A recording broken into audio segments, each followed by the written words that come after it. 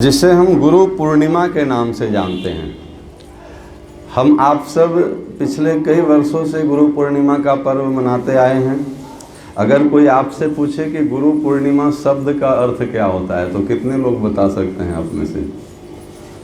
गुरु पूर्णिमा का अर्थ क्या होता है, क्यों आज का पर्व हम मनाते हैं? देखिए, परम पूज्य गुरुदेव की बहुत जोर रहा है ज्ञान यज्ञ पे। कर्म कांड के साथ साथ उसका ज्ञान होना चाहिए। हम जो कर रहे हैं उसको हम खुद से जाने और जन जन तक पहुंचाने के लिए हमारा जो है सो युग निर्माण योजना का मिशन है। तो आइए आज पहले इसके शाब्दिक अर्थ को जाएं। गुरु पूर्णिमा शब्द का अर्थ होता है, इसमें दो शब्द है, गुरु पूर्णमा है ना। गुरु ही जीवात्मा का पूर्ण माँ है। पूर्ण माँ का मतलब माँ समझते हैं ना, जिसके द्वारा शरीर का जन्म होता है, वो शरीर के जन्मदात्री माँ है। पर जिसके द्वारा इस शरीर में ज्ञान का जन्म होता है वो कौन है? वही तो है ना, जो भगवान की वाणी वेद में है, उसी वेद की वाणी उपनिषद में है, और वेद उपनिषद से भगवान की ज्ञान की बातों को लेकर के जो शिष्य के जीवन में आरोपित करने वाली सत्ता है उसे गुरु कहते हैं। और गुरु ही इस जीवात्मा का पूर्ण माँ है। पूर्ण माँ का और आधा माँ का क्या अर्थ है? पूर्ण माँ का अर्थ ये है कि जो कार्य इस संसार में तीन देवता मिल करके करते हैं, संसार में ब्रह्मा विष्णु महेश तीन देवता मिल करके इस संसार को चलाते हैं। तीनों का काम क्या है? तो ब्रह्मा जी सृजन करते हैं, विष्णु जी पालन करते हैं और शिव जी संहार करते हैं। ये तीनों काम गुरुदेव भगवान अकेले करते हैं। पता है कैसे? गुरुदेव भगवान के द्वारा शिष्य के जीवन में ज्ञान का सृजन होता है। वेद मंत्र को आपके कानों में सुना करके दीक्षा जिसको कहते हैं, तो उसका सृजन किया जाता है, जन्म होता है आपका, इसको नया जन्म कहते हैं। एक जन्म तो शरीर का होता है, दूसरा जन्म जिस दिन हम गुरु मंत्र प्राप्त करते हैं उस दिन हमारा दूसरा जन्म होता है। तो ज्ञान का सृजन गुरु के द्वारा, फिर सत्संग के द्वारा ज्ञान का पालन पोषण किया जाता है, और फिर अपने शिष्य के जीवन के अज्ञान रूपी अंधकार का विनाश भी किया जाता है। ये तीनों काम गुरुदेव करते हैं कि नहीं करते हैं? ज्ञान का सृजन, ज्ञान का पालन पोषण और अज्ञान का संहार, जो काम पूरे संसार में तीन देवता मिल करके करते हैं वो काम शिष्य के जीवन में अकेले गुरुदेव भगवान करते हैं। इसलिए अकेले न तो ब्रह्मा जी पूर्ण है, न तो विष्णु जी पूर्ण है, न तो शिव जी पूर्ण है। शिव जी सृजन नहीं कर सकते हैं, ब्रह्मा जी पालन नहीं कर सकते हैं, विष्णु भगवान संहार नहीं कर सकते हैं। ये सब का अलग अलग सिस्टम बना हुआ है, पर गुरुदेव भगवान ये तीनों काम कर सकते हैं। कर सकते नहीं, करते हैं। तो जो पूरा अपने शिष्य के जीवन में ज्ञान का सृजन कर दे, ज्ञान का पालन पोषण कर दे, अज्ञान का नाश कर दे, उसके द्वारा जीवात्मा के जीवन में पूर्णता की प्राप्ति होती है। पूर्ण मतलब परमात्मा। जो परमात्मा को प्राप्त करवा दे वो पूर्ण माँ होती है, समझे कि नहीं? जो संसार में ला करके पैदा कर दे वो तो इस शरीर की माँ है, उसका भी अपना सम्मान है। पर जो ज्ञान के मार्ग पे चला दे, जो भगवत प्राप्ति का साधन बता दे, वो आपको जीवन की पूर्णता की ओर ले जाने वाली जो सत्ता है उसे हम गुरु सत्ता कहते हैं। और उस गुरु सत्ता का आज हम पूजन करते हैं। इसलिए गुरु पर्व होने से आज का नाम क्या पड़ गया? गुरु पूर्णिमा।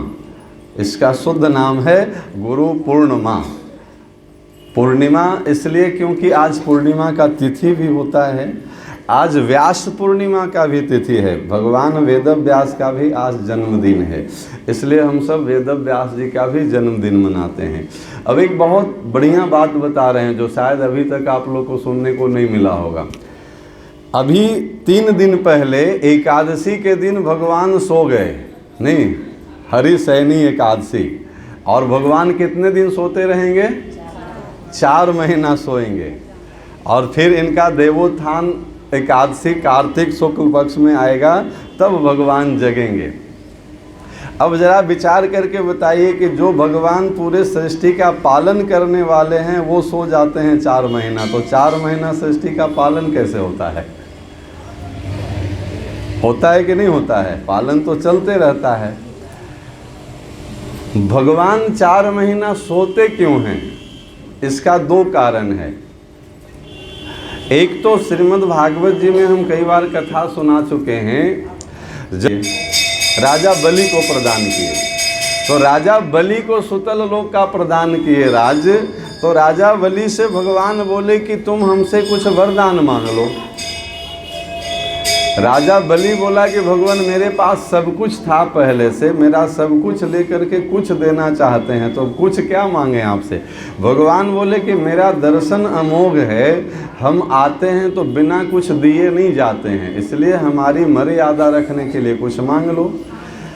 तो राजा बलि बोला कि देखिए आप देना ही चाहते हैं तो ऐसा वरदान दीजिए कि हम जब अपने महल से बाहर निकलें और बाहर से अंदर आएं तो दरवाजे पे आपका दर्शन होना चाहिए। ये वरदान मांगा और ये वरदान भगवान दिए। अब बताइए भक्त कब अपने घर से बाहर जाए, कब अंदर आए, इसका कोई टाइम निश्चित है? किसी को 12 बजे रात में पता चले कि टहलने का शौक़ हो तो 12 बजे रात को भगवान को दरवाजे पे खड़ा रहना पड़ेगा कि नहीं रहना पड़ेगा? तो भगवान क्या किए, 24 घंटे के लिए राजा बलि के दरवाजे पे पहरेदार बन के खड़े हो गए कि भाई अब भक्त जब चाहे सब दर्शन करे। ये कितना दिन बीता? 4 महीना भगवान वहीं खड़े रहे। 4 महीना स्वर्ग में लक्ष्मी जी इंतजार करती रही कि भगवान इस बार किस भक्त को दर्शन देने गए हैं, अभी तक आए ही नहीं। इतने में नारद जी नारायण नारायण करते पहुंच गए। लक्ष्मी जी बोली कि भले आए नारद, तुम्हें तो सब लोगों का पता रहता है, बताओ प्रभु कहाँ हैं 4 महीना से, वो आ क्यों नहीं रहे हैं? नारद जी बोले माता जी अब प्रभु आएंगे भी नहीं। क्यों नहीं आएंगे? नारद जी बोले उनको नौकरी लग गया है, अब वो जॉब करते हैं, समझे कि नहीं? और नौकरी भी ऐसा लग गया है कि 24 घंटा, फुर्सत 1 मिनट नहीं है। भक्त कब अंदर से बाहर जाए, कब बाहर से अंदर आए, तो उनको दर्शन देना है। बोले अब तो आ नहीं सकते, उनको नौकरी लग गया परमानेंट, समझे कि नहीं? फिर नारद जी सारी बात समझाए तो लक्ष्मी जी बोले कि ठीक है वो तो नहीं आएंगे पर हम जाते हैं लाने के लिए।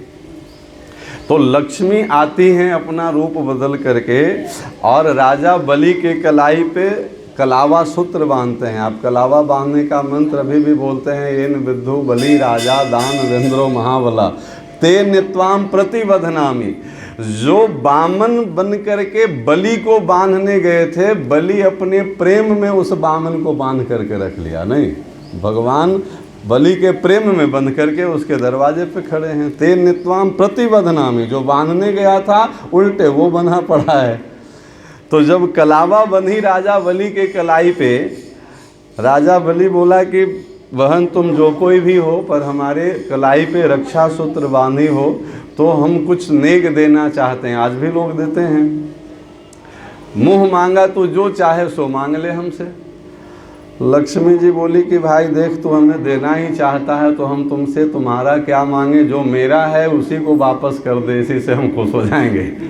राजा बलि बोला कि तुम्हारा यहाँ क्या है? बोले तुम्हारे दरवाजे पे जो दरवान खड़ा है ना वो मेरा है, हम उसको लेने आए हैं। तब दोनों अपने असली रूप में प्रकट हुए, परिचय दिए कि हम लक्ष्मी नारायण हैं, एक दूसरे का जो है सो हम लीला के लिए इस तरह की बात हो रही थी।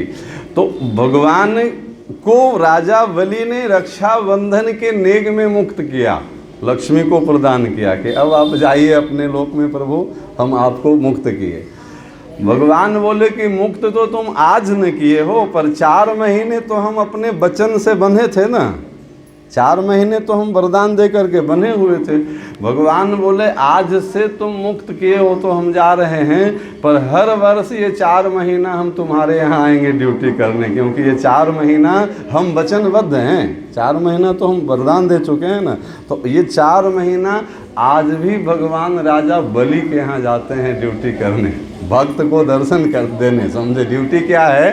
तो प्रबल प्रेम के पाले पड़कर प्रभु को नियम बदलते देखा, खुद का मान टले टल जाए, भक्त का मान न टलते देखा। तो राजा बलि का लोक का नाम क्या है? सुतल लोक। यहाँ से परंपरा चल गया कि भगवान सो जाते हैं, सो नहीं जाते हैं, वो सुतल लोक में जाते हैं, भक्तों के बस में हो जाते हैं। समझे कि नहीं? इसका एक सुंदर भाव ये है, ये 4 महीना भगवान अपने भक्तों के सबसे निकट होते हैं। आप 4 महीना भगवान को जल्दी प्रसन्न कर सकते हैं। एक दूसरा भाव इसका सुन लीजिए। हम लोग 24 घंटा जो दिन रात होता है ना, तो 24 घंटा में हम लोग सोने का समय कितना देर निकालते हैं? सिस्टम से 8 घंटा हम लोग सोते हैं। 8 तिया 24, तो 3 भाग अगर कर लीजिए 24 घंटा का, तो 1/3 हिस्सा हम सोते हैं और 2/3 हम जागते हैं। साल में कितने महीना होता है? 12 महीना। और 12 महीना का 1/3 कितना महीना होगा? अपने यहाँ मूर्ति को भगवान नहीं माना मूर्ति नहीं माना जाता है, भगवान ही माना जाता है। तो सब भक्त एक बार भगवान से बोले कि प्रभु हम 1/3 हिस्सा जब सोते हैं, हमें विश्राम चाहिए, तो आपको भी विश्राम चाहिए कि नहीं चाहिए? इसलिए साल भर में पूरे इकट्ठे 1/3 जोड़ करके आप 4 महीना विश्राम कर लो। 8 महीने तो आप संसार चलाते ही हो, बाकी 4 महीना आप विश्राम करिए, क्योंकि सिस्टम से भक्त और भगवान में कोई भेद नहीं होता है। अभी आप गए न, गुरु साक्षात पर ब्रह्म, तो ब्रह्म में और गुरु में कोई भेद थोड़े है। भगवान बोले कि बेटा हम सो जाएंगे तो ये सृष्टि कैसे चलेगी? तो भक्त लोग बोले कि प्रभु आप चिंता मत करो, हम हैं ना, आपका काम 4 महीना हम देखेंगे। तो आज भी आप देखेंगे कि जिस दिन से भगवान सोते हैं उस दिन से सांसारिक काम बंद हो जाता है। नहीं, लोग समझते हैं कि अब जो है सो शादी विवाह का मुहूर्त नहीं है, घर का गृह प्रवेश नहीं होगा, कोई भी अपना जो पर्सनल काम है भक्त लोग बंद कर देते हैं। अब क्या करेंगे? तो ये 4 महीना देखिएगा, हमारे भारतीय संस्कृति के जितने प्रमुख प्रमुख पर्व त्योहार है इसी 4 महीना में आएगा। नहीं, चाहे रक्षाबंधन हो, चाहे महिलाओं के लिए तीज हो, कर्मा हो, जितिया हो, दुर्गा पूजा, लक्ष्मी पूजा, काली पूजा, छठ पूजा, गोवर्धन पूजा, सब पूजा यही 4 महीना में आएगा। क्या मतलब हुआ? क्योंकि ये 4 महीना भगवान भक्तों के अधीन होते हैं, तो ये 4 महीना में जो भगवान की भक्ति किया जाए ना, उससे भगवान जल्दी प्रसन्न हो जाते हैं। अब बहुत ध्यान से सुनिए, इस 4 महीना का तो पूरा पर्व का उत्सव चलता है, लेकिन इस 4 महीने के पर्व में सबसे पहला पर्व आता है आज गुरु पूर्णिमा का। नहीं, 3 दिन पहले हरिशयनी एकादशी हुआ और 3 दिन बाद पहला पर्व यहाँ से शुरू होता है गुरु पूर्णिमा से। क्यों? क्योंकि भक्तों ने निर्णय किया है कि अब 4 महीना हम अपना व्यवहारिक काम न करके भगवान का भजन में लगाएंगे, पूजन में लगाएंगे। तो कैसे लगाएंगे? उसके लिए कोई मार्गदर्शन तो चाहिए कि नहीं चाहिए? हम अपने मन से क्या करें?